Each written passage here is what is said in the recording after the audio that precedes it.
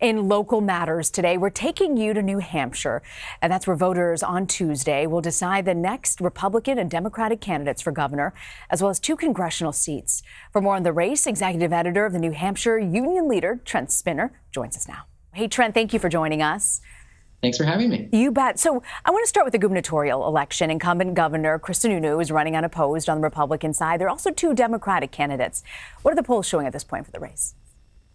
Well, polling it's very difficult to poll in New Hampshire, and so there haven't been a ton of polls. But what we're seeing is that there are 2 candidates, 2 Democrats, looking to run against Sununu, who's a Republican.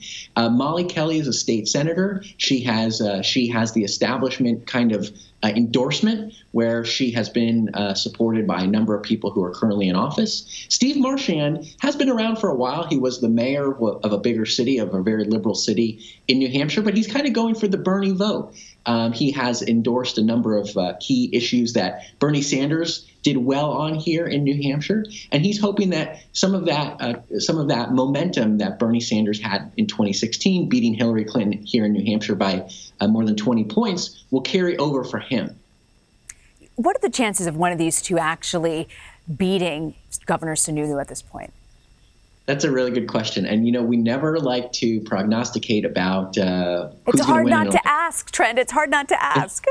That's, of course, I can tell you that Sununu is wildly popular in New Hampshire. I think his approval rating is somewhere in the 70s right now.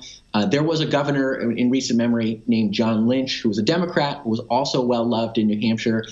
He was somewhere in the 80s in terms of approval rating at this point in his career as governor. So I think it's going to be a very tough mountain to climb for either Democrat, no matter who wins that primary, to beat Sununu. He's had 1 term. In New Hampshire, you only get 2 years per term. And so voters have generally allowed people 4 years in the governor's office before firing them. So it's going to be a tough election for Democrats here. And when you look at District 1, the Democratic Congresswoman there, Carol Shea Porter, is not seeking re-election. You know, there are several other Democrats running to replace her. What can you tell us about that field of candidates? So we actually just co-hosted a debate with our friends WMUR earlier this week. There were 11 Democrats on stage looking to replace Carol Shea Porter, who's retiring, and it was an interesting field. You have Levy Sanders, who is Bernie Sanders' only son, and is incredibly passionate. You have Maura Sullivan, who was an Obama administration official. She served in Iraq, and you have Chris Pappas, who is an executive council member. He's incredibly well known. He owns this restaurant in Manchester that serves the best chicken tenders in the state, and everybody loves them. And you have Naomi Andrews, who is Carol Shea Porter's chief of staff. So it's going to be an interesting race. With 11 candidates, it's really essentially impossible to handicap that. Maura Sullivan has the most money in the race, but more than 90% of it is coming from out of state. So that's something that Chris Pappas has really made a point of contention in this race, because he's grown up here, he's well known. But I think that we're really looking at Pappas and Maura Sullivan. Is there a chance that somebody else like Levy Sanders or Naomi Andrews comes in? Absolutely. Anything can happen here in New Hampshire. Just kind of curious about that chicken tenders place. Do you have a name? It's called the Puritan Backroom, right in Manchester, New Hampshire. Well, noted. We'll note that for our folks heading out there. I want to ask you though also about the Republicans running.